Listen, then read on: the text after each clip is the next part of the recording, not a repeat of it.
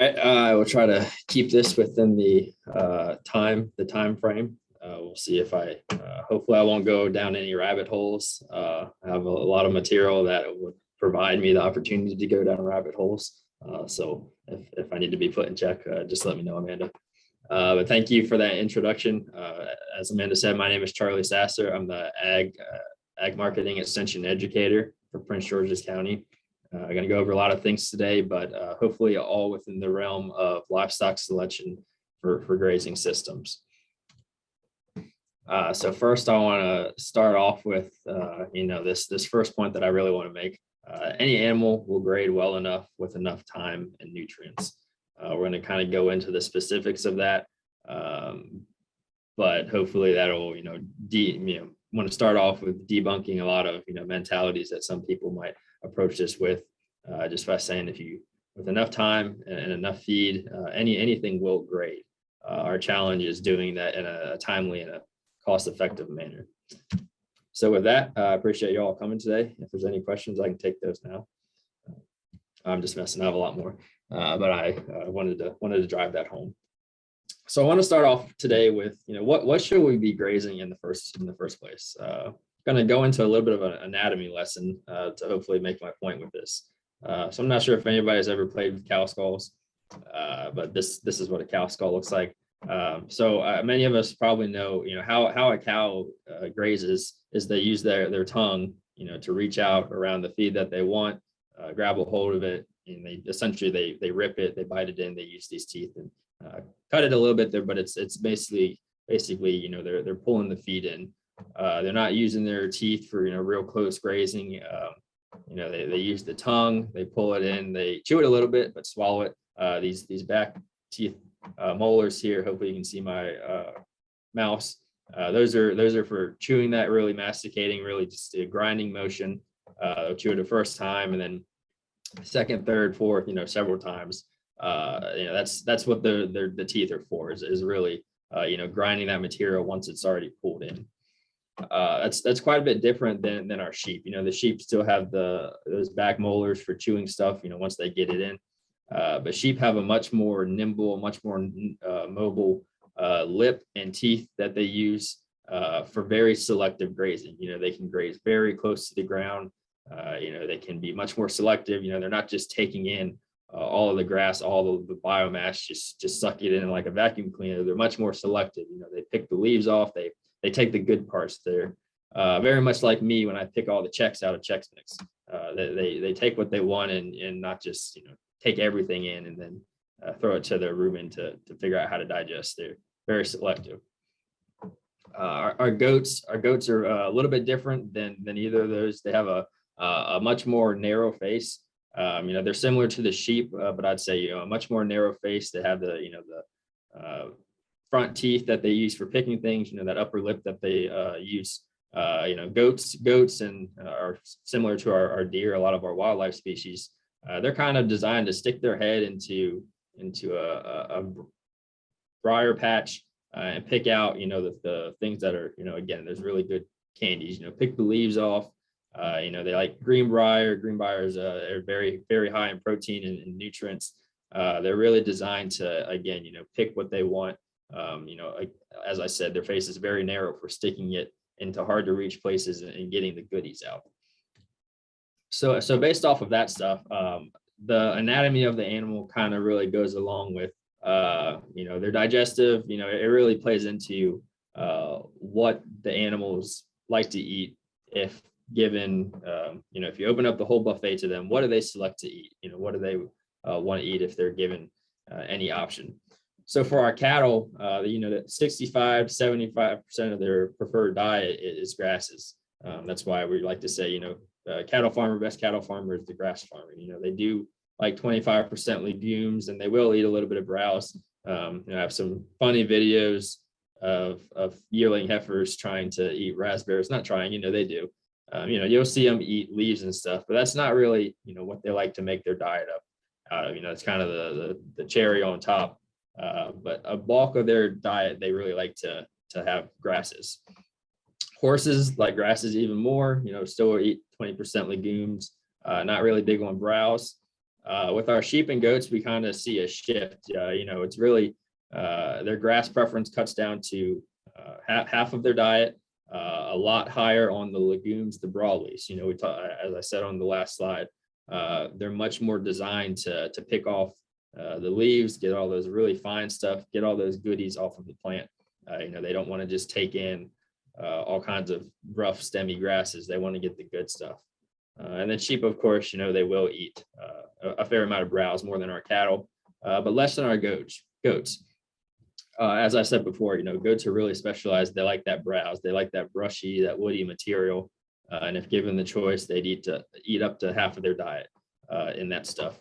They still want a quarter of their diet in legumes and still a quarter or so of their diet in grass. But what they really like is the browse.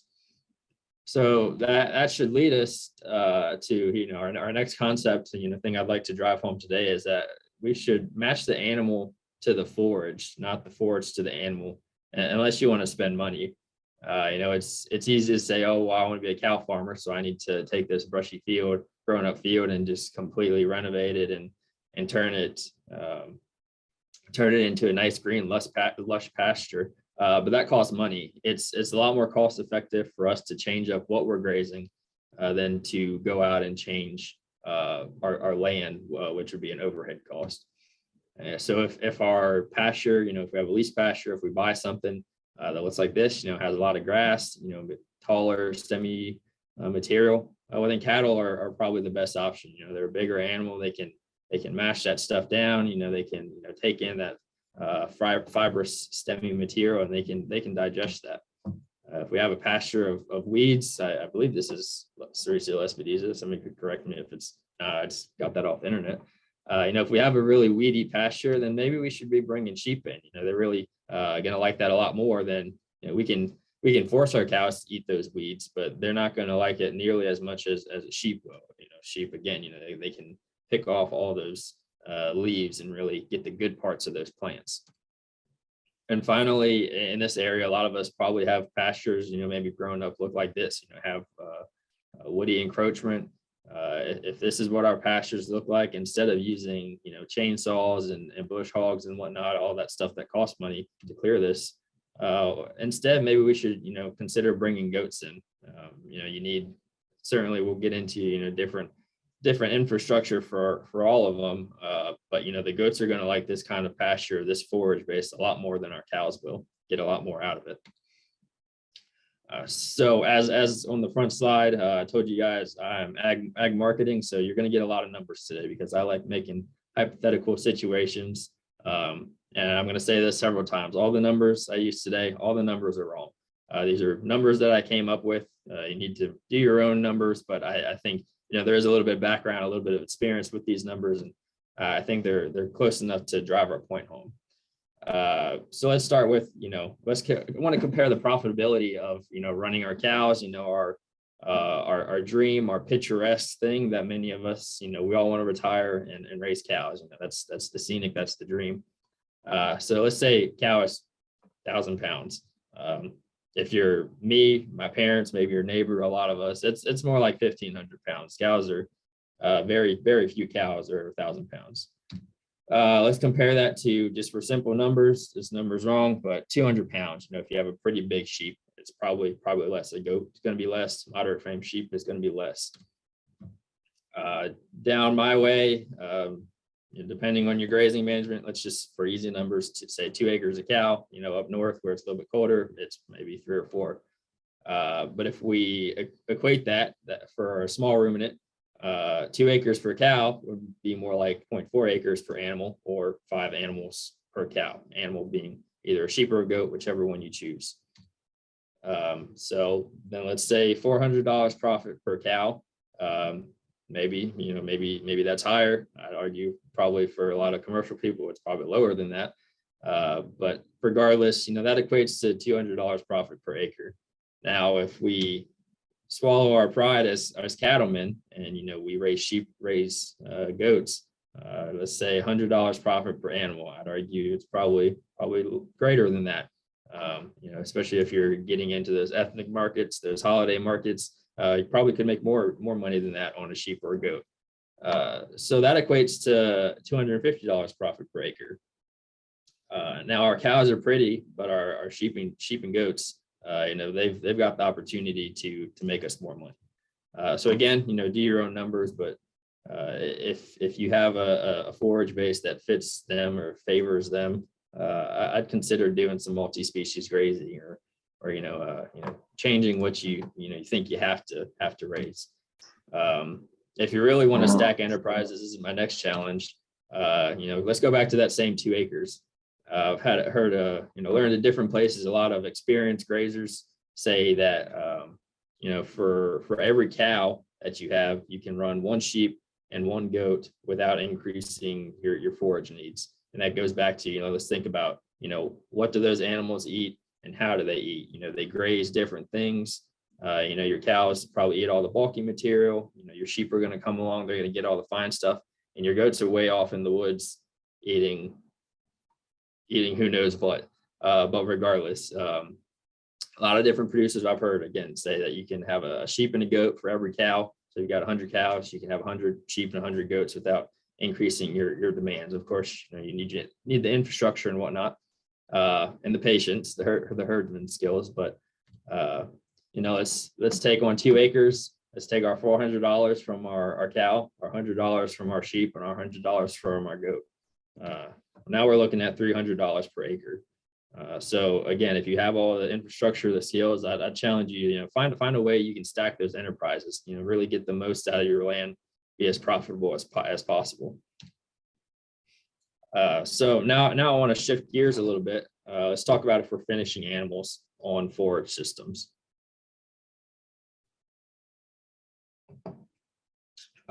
So first I want to start off with, just real basic concepts. What do we need to finish an animal? So if we start with our feed stuff, maybe this is corn, maybe it's grass. Feedstuffs, if you put it in a bomb calorimeter and light it on fire or light your feedstuffs on fire, you get your total energy in that feed, just the sheer amount of energy that's in that feed. When that feed goes in, there we go. When that feed goes into the animal, we lose some of that energy, comes out as feces, and then what's left is digestible energy. Our digestible energy, we can break that out. We lose some more energy through the urine and through gas, so methane, other gases that come out of our ruminants, and we're left with metabolizable energy. That metabolizable energy, we then lose some of that as heat, both to keep the animal warm, which is beneficial in the winter, but then it may be a waste product in the summer, and we're spending energy, or we're using energy to dissipate some of that heat. But regardless, we lose energy from that feed stuff as heat, and finally we're left with net energy. Now our net energy has essentially 2 uses. We have net energy for maintenance. So that's just the energy that the animal has to consume just to keep itself going, keep the heart pumping, to respirate, grow a hair coat, keep warm, all of that stuff. So, just to maintain the animal. And so once we subtract all of our energy losses and we meet the maintenance requirements of the animal, then any energy left over, we can use for growth. Or production. For our finishing animals, it's going to be growth. For our dairy folks, it's going to be net energy for lactation. But regardless, it's any energy left over for production. So when we talk about finishing animals, we have to, with our forage base that we're using or with our management, we have to meet all of these other requirements. And then if we have anything left over, then we can put that towards growing frame, growing muscle, putting fat on.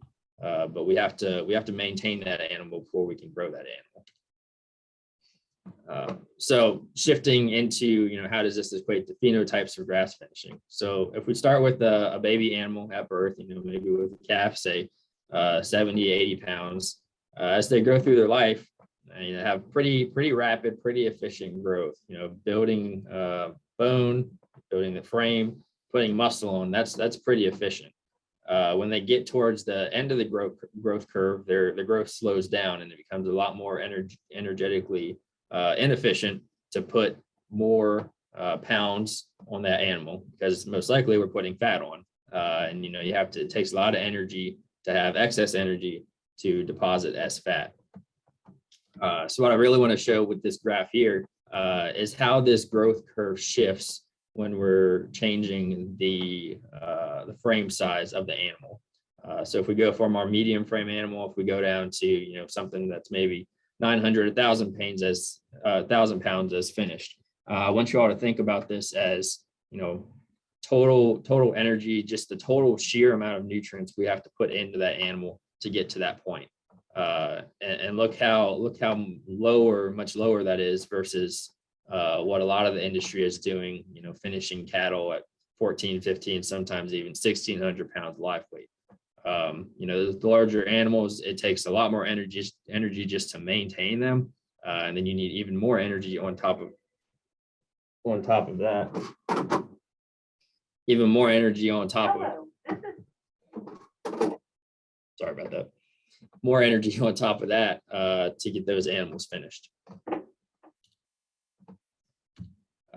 So again, just to drive that last point home, again, going back to the very first slide, I'm not saying you can't finish a larger animal, but it's probably going to take a lot more time. Usually our grass finishing operations are, selecting for smaller framed animals that are more predisposed to put condition on at a smaller size.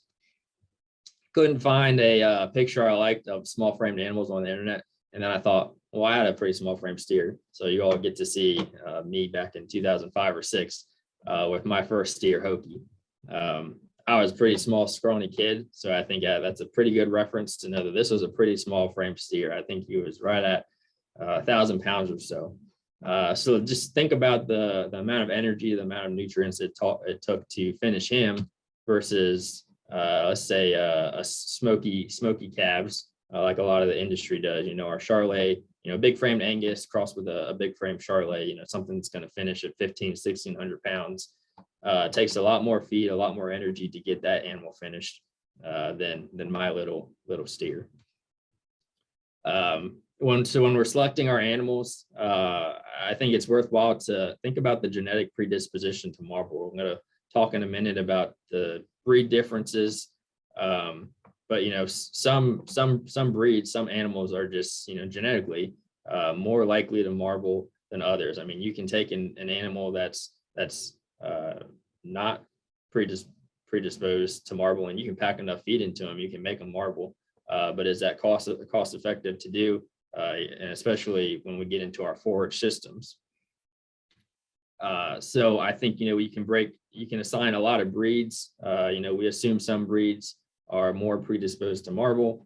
Our British breeds, we like to say that those are, good quality, are supposed to be, more easier to marble versus our larger frame, our continentals that, put on muscle, are really, really lean, but aren't necessarily predisposed, but y'all know what I mean. Aren't genetically likely to marble as easily. Our Bos indicus are the same, really efficient muscle growth, probably tend to be larger framed, but aren't necessarily going to easily put on condition. Now, I will say that, within each breed, there is a lot of variation. I know Charolais producers, seed stock producers who select for animals that will marble. And on the same note, the Angus industry, there's so many animals in there that there's so much genetic variation. So yes, black-hided cattle might be predisposed, might be tend to marble more than other breeds. But you might be able to find a small section in the industry where those cattle just for whatever reason, they don't have those genetics. But the point is still there. Our black-hided cattle, there's a reason why most of the industry is black-hided. It's because they have that genetic tendency to marble. Again, not saying that's what you have to raise, just saying they have the tendency to that's what's going to marble easier than our larger breeds. So the sex of an animal, that also plays an indicator of how easy is it going to be to put condition on that animal. Our heifers tend to deposit fat at a younger or at a smaller size than our steers. So that's just something to consider. If a steer is going to finish at 1,300 pounds, well, that heifer is probably going to finish at 1,200 pounds. Her efficiency might not quite be the same, but I'd argue you're probably going to be money ahead trying to put fat on a heifer than a steer, because again, they're more likely, it's more natural for them to deposit fat than it is for male cattle. So just to wrap this point up for anybody who might want to email me or jump on me later and say, you got to have, certain line of cattle, you got to spend money, you got to get these better cattle, these odd breeds, or, these rare breeds to, in order to finish, in order to marble. This isn't research backed or based, but, I have heard other, you're probably one end of the spectrum, you want to spend money, possibly, to get cattle that are, better on grass. I'd say there's cheaper ways to do that. Some people swear by these are Corrientes. You want to talk about a small framed animal, they're 1,000 pounds max. You want to talk about something that the industry hasn't messed with the genetics of very much. Here we go. They're going to be about as phenotypically sound as you can get. You want to talk about something that's efficient on grass, here you go. And as we talk about in a few minutes, depreciation of cattle, these cattle are cheap.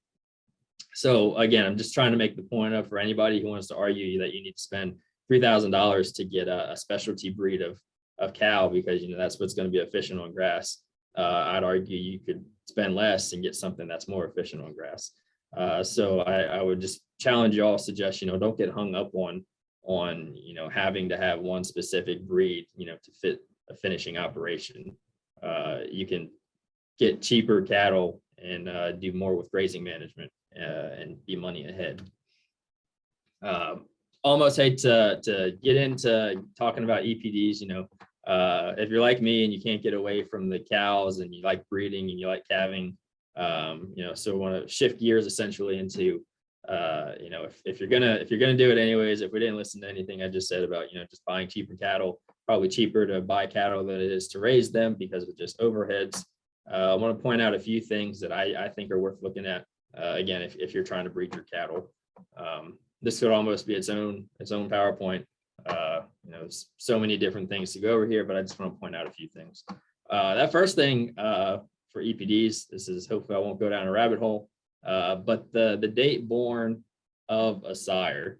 If you look in a sire catalog, there's quite a few sires that are maybe born in 2020, and they have great numbers, but those sires aren't proven.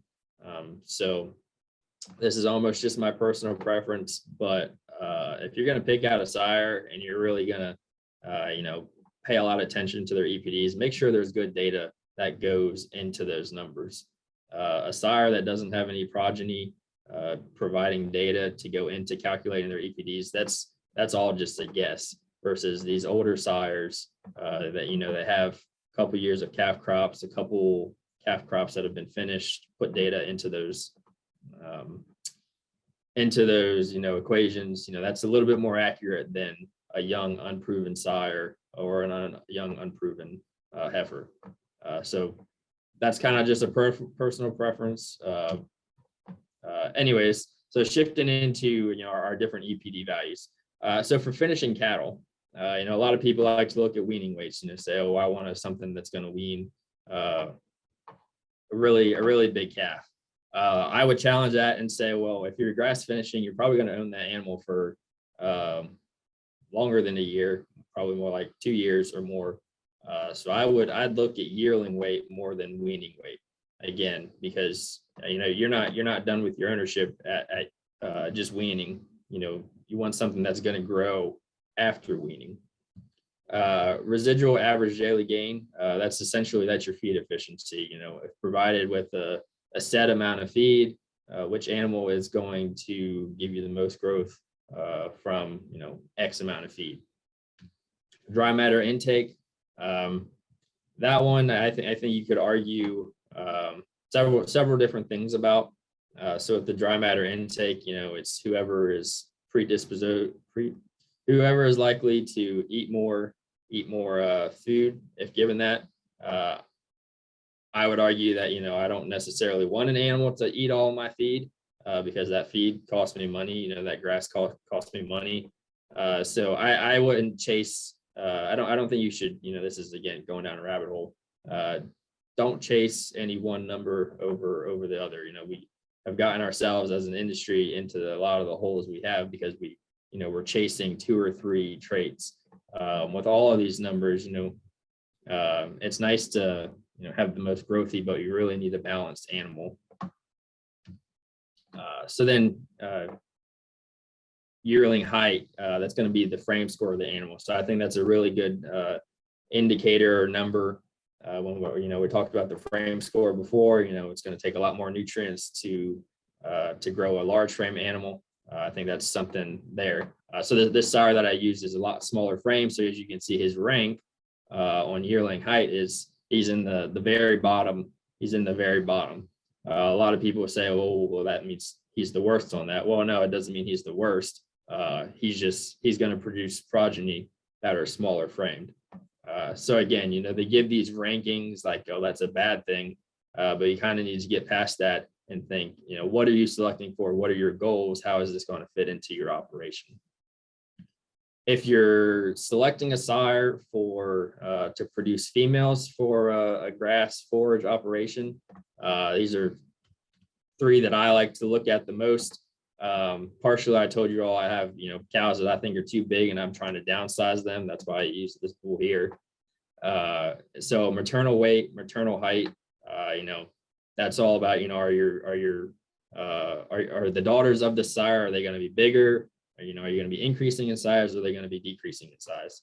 And if we're trying to get smaller framed, and with smaller frame, arguably comes more efficiency. You don't want those big, tall, growthy, big-bodied, 1,600 pound mama cows that are going to take a lot to maintain. So I personally, and again, you don't want to, you could argue that where I'm going to the opposite end of the spectrum, chasing one way or the other. But again, I'm trying to downsize my cow herd, get smaller, more efficient animals. So I am looking for these, negative EPD value. The final one, dollar energy. Dollar energy is essentially how much more or less does it cost to maintain this animal, or basically maintain your mama cows.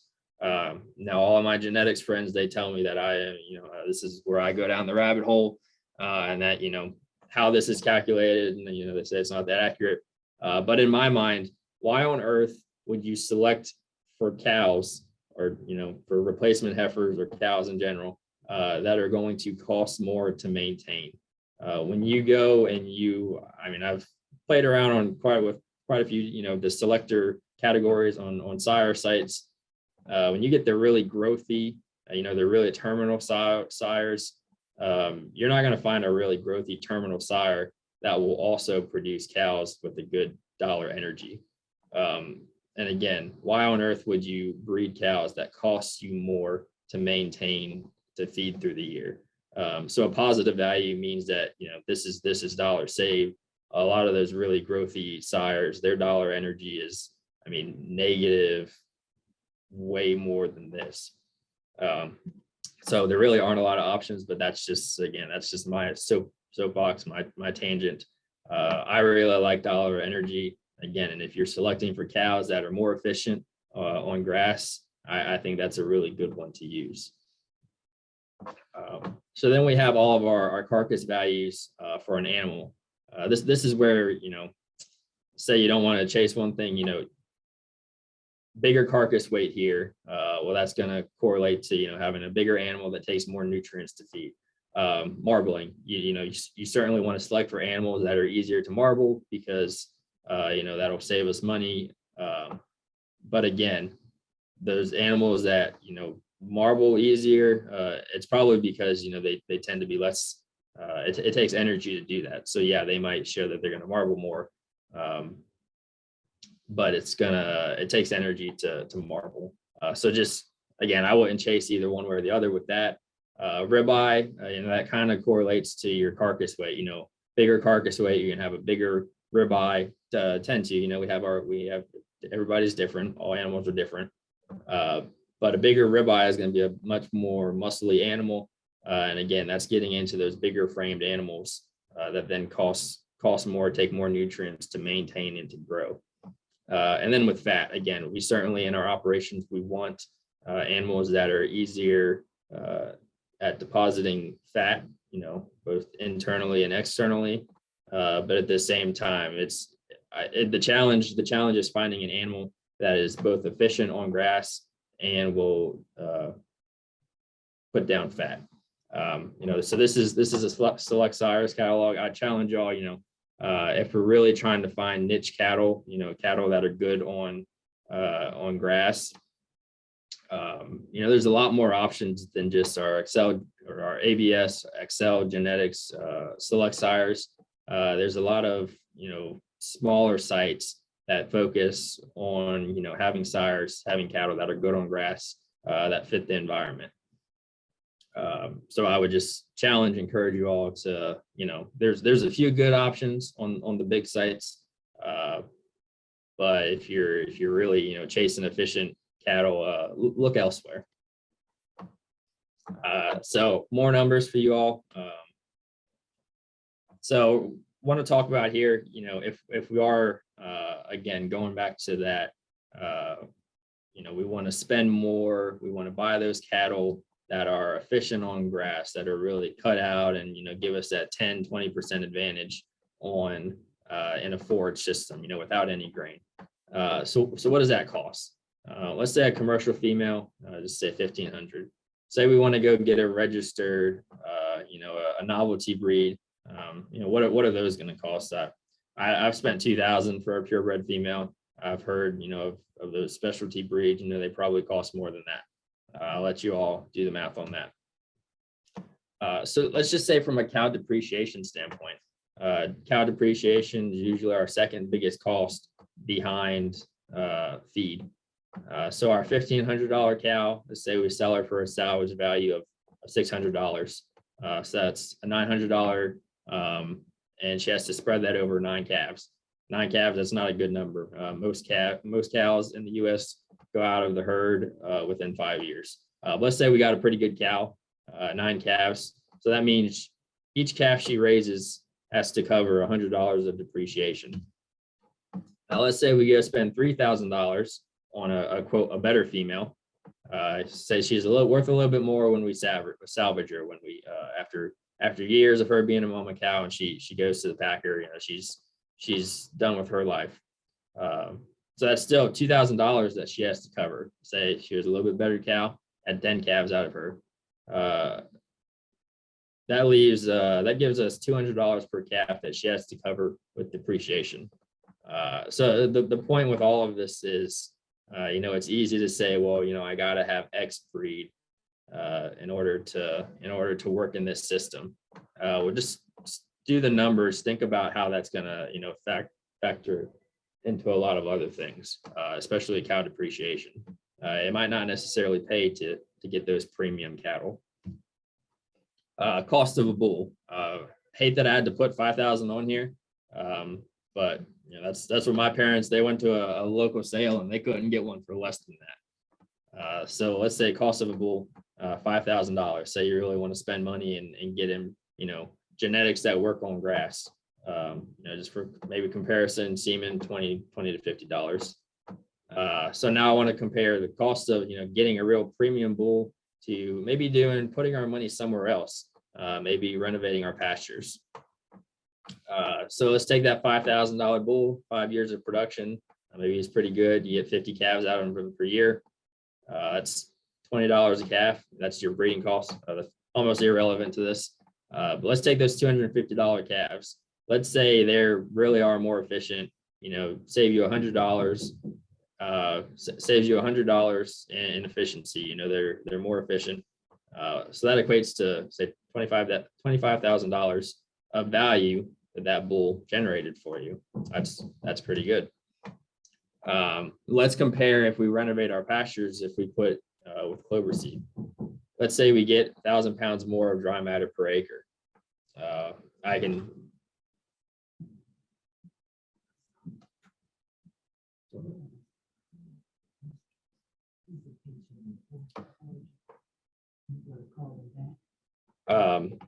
sorry about that. I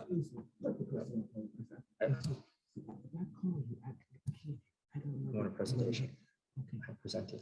Okay. Yes. The person just haven't called you back. Yes. And your fortune one. Yes. She said she missed your presentation. Yes. Okay, I'm sorry. That's I fine. can't tell because, you know, I can't tell. I'm sorry. Sorry about that, everybody. Okay, so say we spend that $45 to frost seed our red clover. That results in 1,000 pounds more dry matter. Different set of calculations, but that results in $75 per acre. For that first $5,000, say that equivalent $5,000 of seed, we can cover 100 acres with that. $75 per acre over same period as the bull, 5 years. Well, that results in 37,500 more in seed. So the point I'm making here with all these crazy numbers is, maybe this is a bad example. Of course, you have to have breeding costs. You have to have a bull, but before you go and just dump all kinds of money on improving, again, I have to have these special genetics that fit the system. Think about if that money would be better suited elsewhere, like again improving your forage base so you can take a cheaper calf and you can put that gain on them with legumes. And again, this is a very, very loose example. Of course, you have to have a bull. There's other costs associated, but I think the point still stands that your money may be spent better elsewhere. So just to wrap things off, we want to talk about our animals, developing our animals to be successful. We'll talk about cow care, how we get them through the winter, heifer development, bull development, the forage base that they're on, and then training animals, because there is a lot of value or unrealized value in having good experienced cattle. So cow care. I'm a big proponent of allowing your environment to select your replacements. If you keep all your heifers, you turn them out, maybe challenge them, maybe you don't supplement them. So what that looks like is, this was my set of yearling heifers this summer, and they were out on some decent pasture, but certainly not the best pasture. We can feed, we can supplement, we can prop those heifers up. We can get our conception rate a little bit higher, but are we weeding out the ones who maybe aren't going to be the best cows? If you challenge your animals, challenge them with a tough environment, the best performers they're gonna bring themselves to the top. They're gonna have the best weaning weights. They're gonna have the best calves, all of that stuff, best conception rates. So I would, let's not subsidize our cows. Let's have them work for us, and let's not work for them. Again, cut costly feed substitutions. A lot of us are in the state are grain farmers. So, we have this, cheap grain that we can feed to our cows, and, they're, it's fun to go out and they all run up and they see you. But, that's masking a lot of the genetic differences in our cattle. And then so adapted cattle to the forage base in our the environment. A lot of us might be dealing with bad negative endophyte infected pastures. Cattle can adapt to that. If that's what you have, I personally wouldn't go out and buy cattle that have never seen a fescue pasture and then bring them to your farm. They're probably not going to do very well versus cattle that know what fescue is, and again, they've kind of been sorted, they've kind of been selected to perform in that environment. So don't want to say, don't be mean to your cows, but if you kind of pull the rug out from under them with a lot of these different subsidies, you'll find out pretty quickly which cows will perform and are suited for your environment, will do well in a grazing system, and which ones won't, which ones are only going to work for you if you're giving them a scoop of corn every day, or a costly input essentially. On that topic with cow size, or I just want to talk about cow size. So I have both ends of the spectrum. So, grew up with cows, half limousine cows, love limousine cows. But what going back to what costs more to maintain, who's eating more grass. This is my cow here, raises a great calf every year. But she weighs 1,800 pounds. I don't think the nice calf that she raises covers that. On the other end of the spectrum, not a perfect cow by any means, but this smaller frame, 1,350 pound cow, had twins this year. This is an unfair example, but she weaned 65% of her mature weight in calves. I'd say that's definitely a cow that's working for me. That's efficient. And not a cow that I am, just like to have around. Even bigger than that, a lot of us, again, maybe I might not be the only one who has some limousine in their herds, has some big continental. This is one of our older cows. That cow was close to 1,900 pounds. Raised a good calf every year, but as we'll see on the next slide, that probably wasn't covering her high maintenance cost. So this may be the last math problem I'll give y'all today, and then we'll move on from this. But what's more profitable? So let's say two of these 1,800 pound cows, 3,600 pounds total weight, or three 1,200 pound cows. Again, 3,600 pounds cow weight. That's similar there. Let's say our big 1,800 pound cows, they weigh, or they wean the best calves 600 pounds every year. Versus, well, we only get 500 pounds from these smaller calves. I should say 6, not 60 months. While those two 600 pound animals, say we did sell them for $1.50. Again, every number is wrong. Well, those two cows raise $1,800 worth of calves for us. Let's compare that to three smaller calves. Smaller calves, you get a little bit more for them. So those three cows, same cow weight, raises 2,325 pound cows. It's easy. A lot of us, it's easy. I used to be the same way, to say, well, these are my best cows. They wean heavier animals. But again, going back to the weaning, looking at it as a percentage of cow body weight, how many pounds do they wean? I think that's a really good way to look at it, to see, who's more efficient, who, for what she's taking in, for the amount of grass that she's eating, what is she putting out? And these cows usually are probably a lot less efficient, take a lot more to maintain, and probably are less profitable than maybe some of your smaller framed efficient cows. So just something to think about there. Shifting gears from our cows to our heifers. Developed this, certainly I didn't come up with it. A lot of people out west have suggested, develop your heifers with experienced cows, especially that first winter, after they're weaned, before you expose them. Young animals, both calves and then weaned animals, they learn a tremendous amount from older animals. That's just how they're evolved. They look and they watch and they see, what is mama eating, and based off of that, that's how they learn what to eat. So they combine, with what they're taught, and they probably go out and grab a hold of something that doesn't taste good, and they learn themselves. But there is tremendous value that we can't really put an EPD to, or put value on, with animals that are experienced, and that can teach that and pass it on to the younger ones.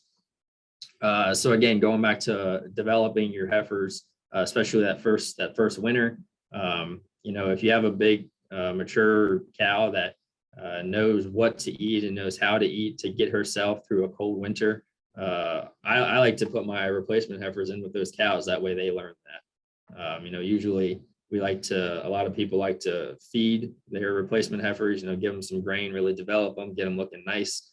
There's those months, that first winter afterwards. But if you're going to feed something, feed your first cow heifers or your first time cows, give them those feed. They're the ones that need that feed to recover. When they're still growing, they're recovering from their first pregnancy. That feed is much better suited feeding your first time cows than it is these heifers that will compensate later on when everything greens up again. Like I said on the previous 2 slides ago, with challenging your breeding replacements, I've really liked the system. I've heard from other people and I've implemented it. Challenge your breeding replacements, and then have a second enterprise to move the rejects out into. So what I like to do is I essentially run all of my heifers as stocker heifers, then go out and turn them out, expose them all, either AI them, turn the bull out, and then preg check. And anything that's, not preg checked, or anything that's not pregnant after 30 or 60 days, whatever you want to do, just move it right over into a stocker program. Put that heifer on feed, whatever it may be. But you're allowing those heifers to select themselves based off of, everybody was given an equal chance. Everybody had the same forage. 1, 2, and 3, they made it work. They got bred. And then 3, 4, or then 4, 5, and 6, they didn't make it work. And now you can just move them right over and make them beef out of that. So I think having several challenging those heifers is going to result in a better cow herd overall. And then again, just having that other enterprise, whether it be grass finishing, grain finishing, then it gives you somewhere to move them. The other thing I really like with feeding yearling or 15, 16-month-old heifers versus maybe calf feds is there's a time component to marbling. So animals need to be a certain age. Yes, we can pack the feed to them at a young age, and with enough feed, they will marble. But older animals are more likely to marble without having to pack the feed to them. There's just a time, there's an age component to marbling. See how we're doing on time. For the sake of time, I'm gonna skip this one. Finally, I just want to wrap up with, we talked about cows, we talked about heifers, the developing and maintenance of them. I just want to talk about bulls. Hopefully this doesn't step on too many feet, but I am personally very, very picky about my cows and my bulls, but especially bull development. In order to get the data to go into EPDs, a lot of operations, they gain test. You basically put those bulls on feed, probably on a high concentrate diet. Not all of them, but a lot of them will put them on a gain test, and then they can sort off, who's the most growthy, who's the most performance, who's the most, who's gonna have the best terminal sons. I personally, I don't like to develop any animal that way. You're going to develop them, teach them for most of their life, their early life, to only know what a feed bunk is, and then you're going to kick them out on pasture and say, now go learn, go live on grass. I would argue that's not setting them up for success, because they're going to go out and they're going to say, well, I've never had to do this in my life. So before you go and buy a bull, I would personally, I would ask look into somebody's operation and say, how do they develop their bulls? Are they pasture raised? Are they raised in a dry lot? How are those animals set up to be successful for the rest of their life? This bull, this is the one that was out with those heifers are mine this summer, and I'm not sure if he something made him sick and he just went downhill. But he didn't even last a 60-day breeding season, and he just went so far down in condition. So again, maybe it was a sickness or something, but I would argue that he's not cut out for that environment that I put him in, and as a result, he has fattened right back up when he's on hay. He might work for somebody else's operation, but I challenged him with not top tier feed, and not even very many females to cover, and he didn't perform. So I think this is an extreme example, but there's animals that won't perform. they'll sort themselves out. So don't be afraid to challenge your animals. That way you can select for those more efficient ones. If they are going to be in a dry lot situation, basically bulls, they work for 60 to 90 days of the year. If you have a really set breeding schedule, you need to keep them in shape. So advice, I learned before is, put the water on one end of if they're going to be in a dry lot, if they're going to be in a pasture, put water on one end. If you're going to feed them, put it on the other end, keep those bulls moving, keep them in shape. Kind of like our football players in the off season. If you just sit around when you have to go back to work, it's going to be pretty rough those first couple of weeks until you get it adjusted. And again, bulls that perform in your environment, whether it's in a fescue pasture, just out on grass, whatever it may be, I would look into how bulls are developed. That's just a personal thing, but I think it may help a lot of people be more successful. So to wrap things up, perfect animal for a grazing system is, in my mind, whichever one makes you the most money and fits your operations goals. And hopefully making money is in your operations goals. It might be a hobby, might not be, but in my mind, find what works for you and I guess chase that one and, try new things, try different things. So with that, if there's any questions, I guess I ran right up to 10 o'clock. Hopefully, I don't know if you have time. This is my email. This is my phone number. Feel free to call me, text me, tell me what I said was dumb. Whatever you want to do, ask questions, reach out. Happy to talk about anything and everything with cattle. So thank you. Great. Thank you, Charlie. We do have, I think, 2 or so questions that maybe we'll just do a quick overview for each of those. The first one is someone already has a herd of a Black Angus mix that comes out of conventionally raised dams and sires, and would like to transition more to kind of a sustainable grazing operation. And her question is, can she use her own dams to raise her own heifers and keep breeding with them and change to a more efficient animal eventually? And what breed of steer could she use for that, if any at all? Do you have any quick thoughts on that? Yeah, I definitely so. I mean, it's always easy, for some people, or just say, just completely shift, go to this. What I really like to do, I think it's a very slow, it's a long and hopefully rewarding process to develop a good cow herd. Keep the cow herd that you have. I really enjoy AIing. Basically, I like to make my replacements that way. Instead of going and buying one bull and being committed to that for 5 years or whatever, just do a different, use a different sire for AI, or, use different sires. I like to make progress slowly over the years. Well, I really don't have a choice with that. You kind of have to. But yeah, no, I would keep your herd and just slowly, AI everything. You have, maybe 50%, 25%, you'll get those heifers and just keep building those into the herd and keep using good sires. I don't think by any means anybody ever should just completely scrap it and start over. And what you have, just slowly, through the use of sires. I mean, that's half of your genetics right there. Just build the genetics up of those cows. Great, thank you. And someone else had chimed in the chat also, which I think is a good point. They said it's critical to source cattle or sheep or goats from a successful operation that mirrors your own in terms of management and production system. So you can use that as a tool also, when you're trying to source animals, look for an operation that's similar to yours. Right, absolutely.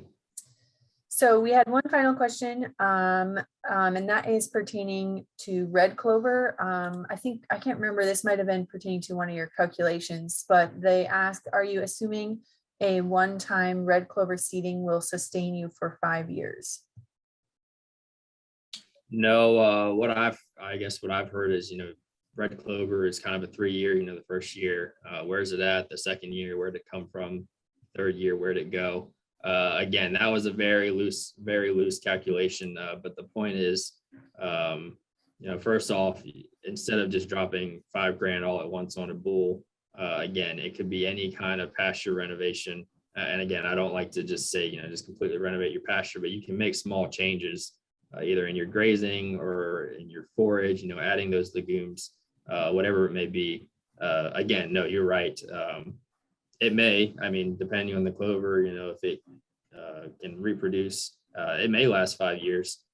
But no, I agree with you. It's probably more of a 3-year ordeal. Awesome. Thank you, Charlie. I think we're going to move on to our next speaker, so we don't get off track. But I do see there's one more question in the chat. Charlie, maybe you want to follow up on that.